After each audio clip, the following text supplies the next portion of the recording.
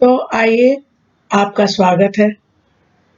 मेरी एक कविता संग्रह, बल्कि पहली कविता संग्रह मेरे एहसास मेरे अरुण के नाम जारी हो चुकी है। तो मेरे मन में आया कि क्यों ना मैं इसके कुछ वीडियोस भी बनाऊं, क्योंकि शायरी लिखने में भी एक मज़ा है और कहने में और भी मज़ा है। और मुझे कहने का शुरू से ही शौक रहा है, इसलिए मैंने इस बात का तहैया किया कि मैं इसके वीडियोस बनाऊंगी। तो बात ऐसी है कि मैं कोई शायरा तो हूँ नहीं, और पर शायरा बनने का मुझे शौक बहुत था, बचपन से ही था। और उसकी वजह ये थी कि घर में काफ़ी अदबी टाइप का माहौल था। मेरी माँ भी लिखती थी, पापा म्युनिसिपल कमिश्नर थे और वो अक्सर मुशायरे और कवि सम्मेलन आयोजित करते। और सबसे बड़ा भाई तो शायर ही था। वो इनकलाबी भी थे और प्रोफेसर भी थे अंग्रेजी साहित्य के, और हर भाषा पे उनको एक महारत थी। तो मैं तो मुझसे बहुत बड़े थे, 18 साल बड़े थे, तो मैं तो बहुत छोटी थी तब, 4-5 साल की रही होंगी। तो मैंने ये देखा कि वो घर में सबसे बड़े होने के कारण और वैसे भी उनका घर में बहुत रौब था, बहुत असर था। और मेरी छोटी सी बुद्धि ने सोचा कि शायद ये इस वजह से है क्योंकि वो शायरी करते हैं, और उनका एक तखल्लुस भी था, आतिश। और मुझे बचपन में नाम बदलने का बहुत शौक था। हर रोज मैं एक नया नाम सोच लेती थी, कभी शबनम, तो कभी कुछ और, तो कभी कुछ और। बल्कि यहाँ तक कि स्कूल में भी जब मैं पहली मर्तबा गई तो अपना नाम इससे पहले कि मेरी माँ बताती, मैंने ही बोल दिया कुमुद। तो फिर माँ ने वही चलने दिया। तो इस तरह से मुझे नाम बदलने का शौक था, जो जारी रहा। और मैंने अपना एक तखल्लुस भी कुछ सोच लिया। अब मुझे याद नहीं है क्या सोचा, शायद शबनम था।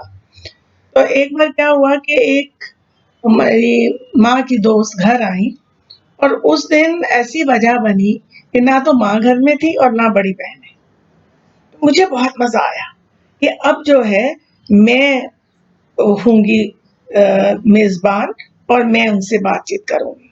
तो मैंने उनके लिए शरबत वगैरह भी बोल दिया बनाने को, और उन्होंने मुझसे बातें करनी शुरू की। तो जब उन्होंने मेरा नाम पूछा तो मैंने अपने घर के लाड़ के नाम डॉली से लेके शुरू होके मैंने जो है तखल्लुस तक अपना बता दिया। अब मुझे अभी भी याद है उनकी शक्ल, कि वो तो हँस-हँस के लोट-पोट हो रही कि इतनी नन्ही सी लड़की है और ये कैसे बातचीत कर रही है और अपने अपना तखल्लुस भी बता रही है। और मैंने क्या सोचा कि वो मान गई हैं कि मैं शायरा हूँ, और वहाँ से आप समझ सकते हैं कि मेरा शायरी का सफ़र शुरू हुआ।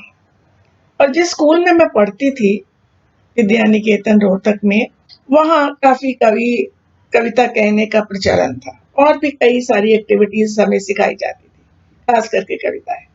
तो तब नया-नया देश आज़ाद हुआ था, तो देशभक्ति की कविताएँ हमें रटवाई जाती, जो मैं जब मंच पर जाके पढ़ती, और कभी गांधी पे, कभी सुभाष बोस पे, ऐसे करके और हमें एक कविता संग्रह भी लगा हुआ था जिसका नाम था मशाल, मुझे अभी भी याद है। तो इस तरह से मेरा कविता के साथ सफ़र शुरू।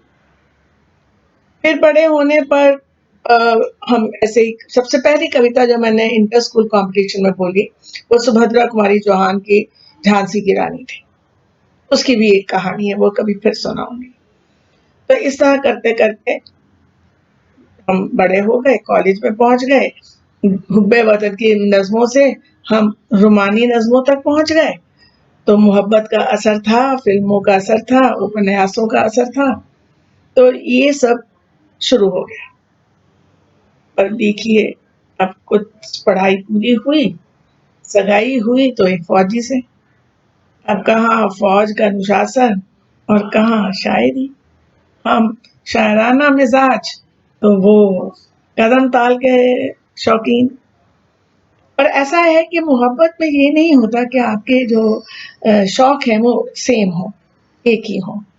पर अगर आप एक दूसरे के शौक की इज्जत भी करते हैं, उसे तवज्जो भी देते हैं, तो वो भी मोहब्बत ही है।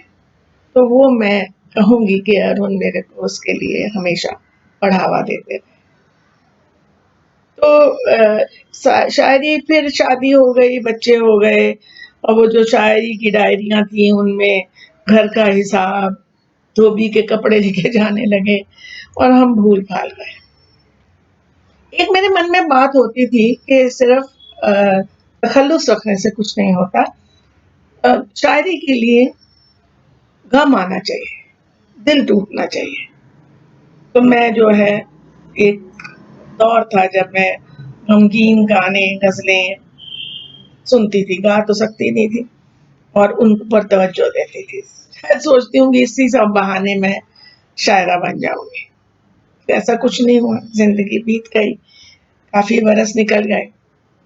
तो क्या हुआ कि अचानक ही मेरे पति, जो कि उस समय तक फ़ौज छोड़ चुके थे, अभी उम्र तो कम ही थी, वो बीमार रहने लग गए। और जब पहले तो पता ही नहीं चल रहा था, शिनाख्त ही नहीं हो पा रही थी। जब तक मर्ज़ शिनाख्त हुई, बहुत देर हो चुकी थी और हमें यही पता चला कि ये मर्ज़ लाइलाज है और हमारे पास कम वक़्त है, 3 से 5 साल तक का ही वक़्त है। मैं सकते में आ गई और कुछ भी सोचने समझने की, अपनी भावनाएँ परखने की ना तो फुर्सत थी और ना ही शऊर था। पर एक दिन अचानक ही मैं इम्तिहान के दिनों में विद्यार्थियों का ध्यान रख रही थी, तो घूमते-घूमते मेरे मन में कुछ पंक्तियाँ आईं, वहीं से एक कागज़ उठा के मैंने उस पे लिख दी और वहाँ से शुरू हुआ मेरा शायरी का दौर। तो ये कविता संग्रह मेरे एहसास, मेरे अरुण के नाम जो हैं, ये मेरा पिछले 25 साल का सफ़र है।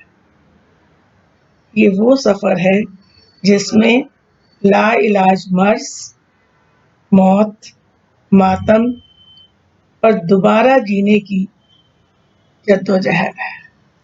इसमें मोहब्बत भी है, गम भी है, इसमें सब कुछ है।